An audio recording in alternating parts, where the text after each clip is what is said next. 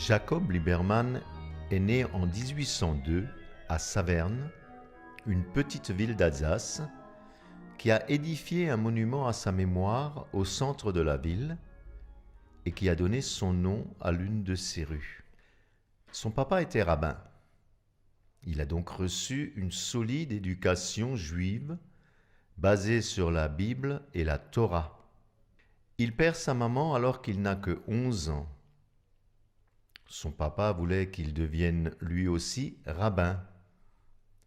Pendant toute sa jeunesse, il ne parlait que le yiddish. Alors qu'il a 20 ans, son père l'envoie étudier dans le séminaire juif de Metz, l'ancienne capitale de la Lorraine. Le séminaire se trouvait dans cette rue qui porte maintenant le nom de la rue du rabbin Eli Bloch. Mais il n'a pas envie de devenir rabbin. Il apprend le français et le latin sans rien dire à son père.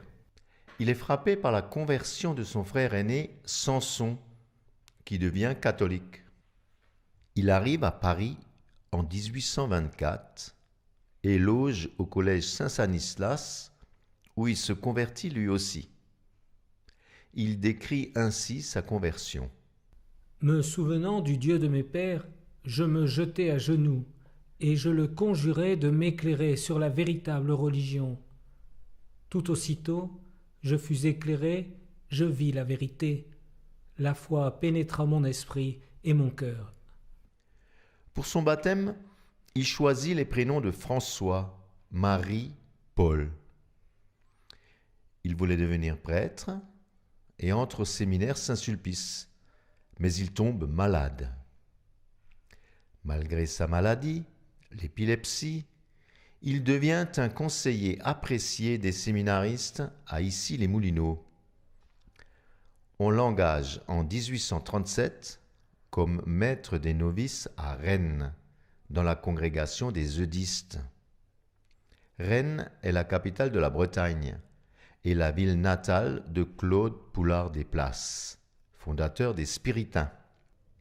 Des amis séminaristes, surtout Frédéric Levavasseur, un Réunionnais, et Eugène Tisserand, descendant d'Haïtiens, lui demandent son aide pour fonder un groupe dédié à l'évangélisation des Noirs.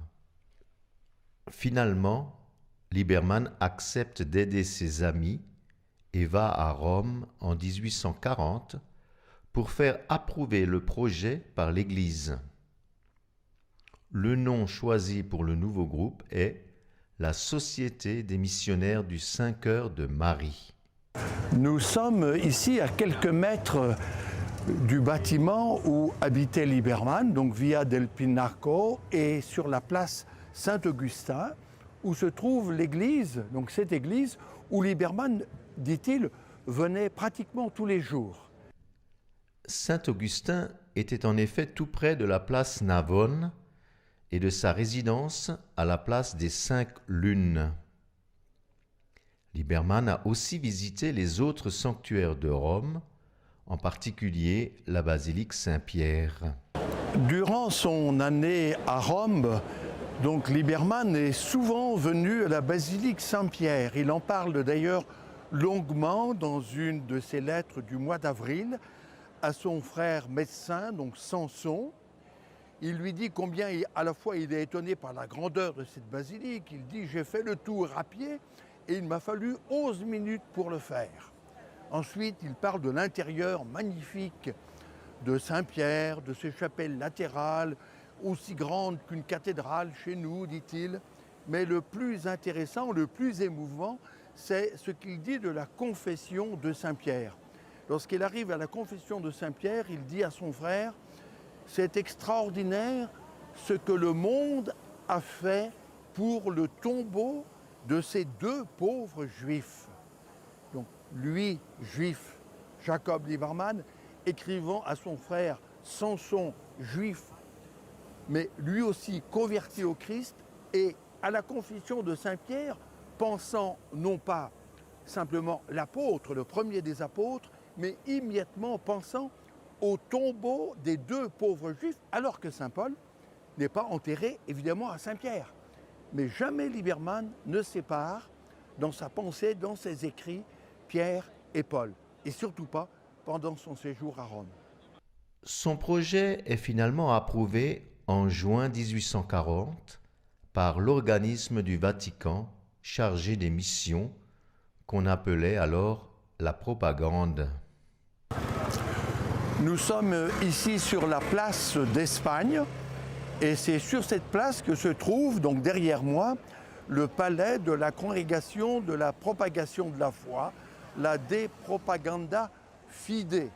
C'est un bâtiment évidemment extrêmement important pour Lieberman puisque c'est là que se trouve le siège de la propagande, là qu'il veut présenter son projet missionnaire, là aussi que se trouvent les bureaux du cardinal Franzoli, du secrétaire Monseigneur Cadolini, qu'il va rencontrer, et c'est là que travaille son ami, donc Monsieur Drac, qui a été aussi son parrain, donc lors de son baptême. Monsieur Drac est bibliothécaire de la propagande dans ces bâtiments. Comme sa santé s'est améliorée, il revient en France pour étudier au séminaire de Strasbourg, où il est ordonné diacre.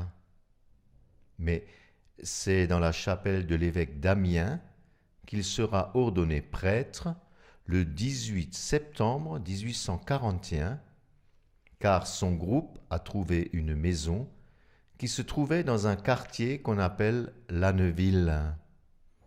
Cette maison n'existe plus. À cet emplacement se trouve maintenant une résidence pour les personnes âgées. C'est là que les premiers missionnaires du Saint-Cœur de Marie font leur première formation.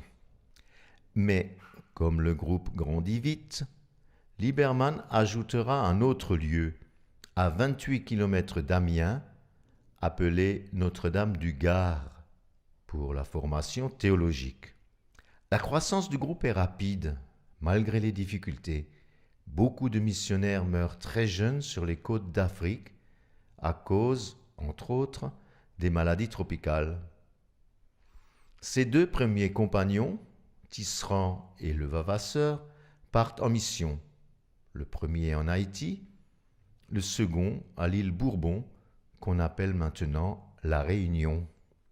Il fusionne sa congrégation avec celle du Saint-Esprit, fondée en 1703 par Claude Poulard des Places, et qui avait à peu près les mêmes buts que celle de Lieberman.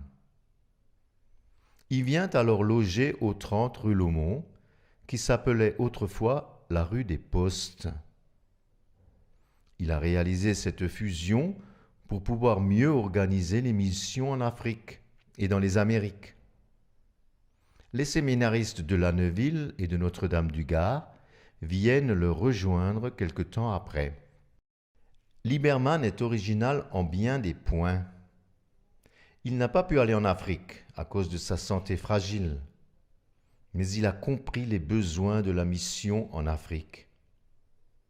Il était même très en avance sur son temps, car il proposait déjà, en 1846, de créer des diocèses africains avec des évêques et des prêtres africains à leur tête.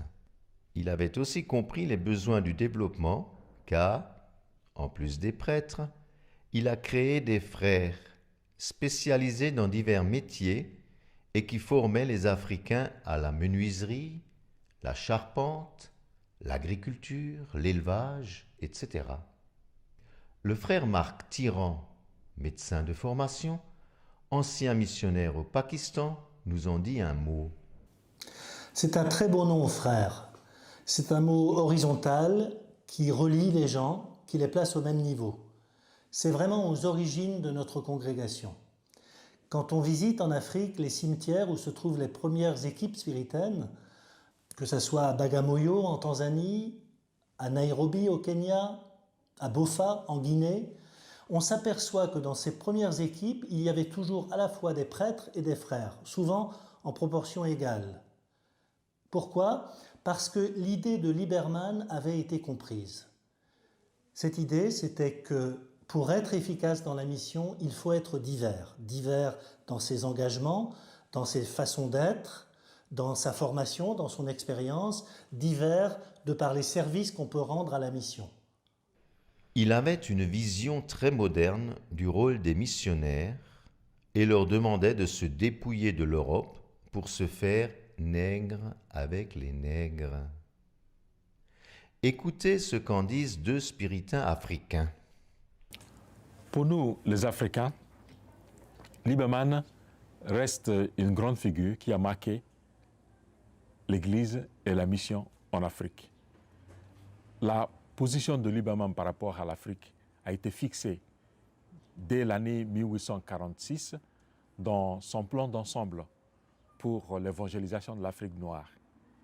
Et il ose affirmer, au moment où vraiment il y avait le racisme partout, que les Africains sont d'un naturel bon et que les Africains ne sont pas moins intelligents que les autres peuples. Je trouve ça que c'est formidable. Et ensuite, il précise comment il voyait l'évangélisation en Afrique.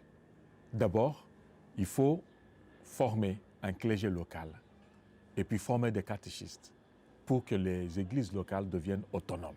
Il voulait l'autonomie des églises locales. Ensuite, il faut développer les œuvres éducatives. Il faut développer les œuvres sociales. Et enfin et surtout, il faut une attitude positive vis-à-vis des cultures africaines. Et si je devais préciser cette attitude positive, je dirais ceci: si l'Évangile doit produire une église locale autonome et autosuffisante, il faut que cet Évangile s'enracine dans la mentalité et la culture des peuples, et pas dans la culture d'origine du missionnaire.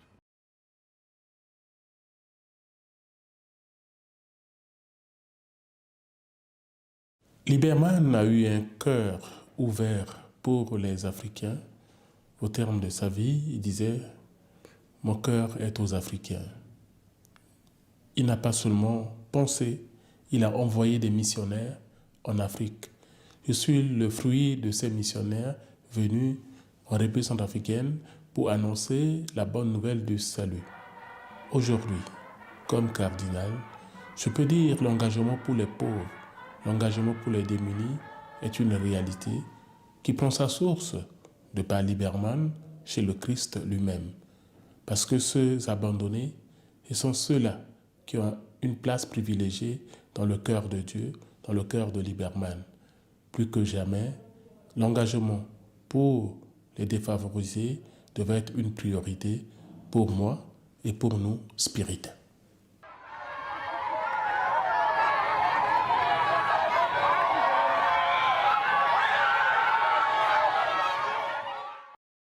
C'est aussi un grand maître spirituel, comme nous l'explique le père Yves-Marie Fradet, ancien missionnaire au Sénégal.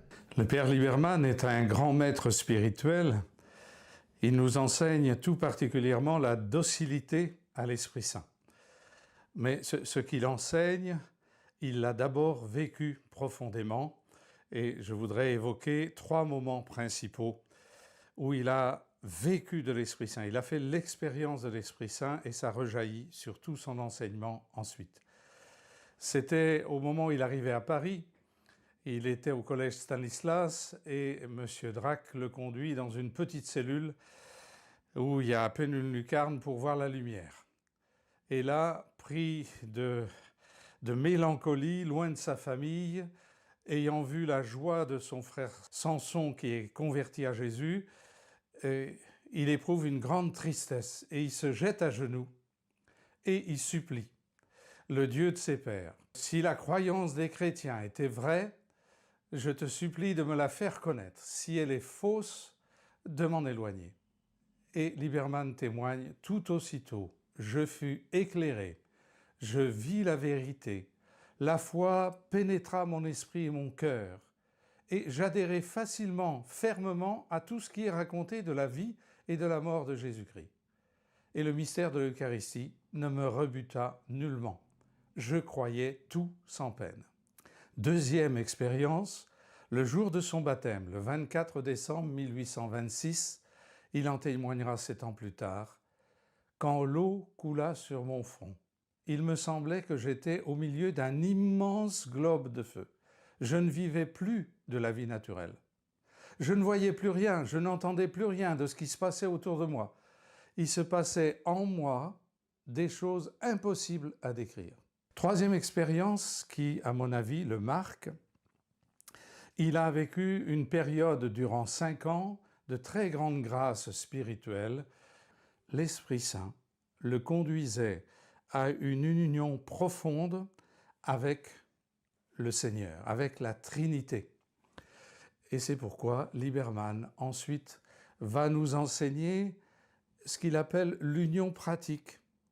C'est cette attitude de docilité à l'Esprit Saint qui habite dans nos cœurs et qui nous conduit de manière permanente, inconsciente, plus ou moins consciente, à la présence de l'Esprit Saint.